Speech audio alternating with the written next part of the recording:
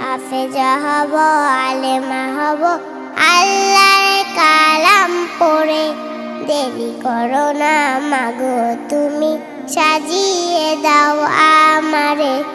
10 নেকি দিবেন প্রভু একটি হরফে, হাজার হাজার হরফ আছে পবিত্র কোরআনে।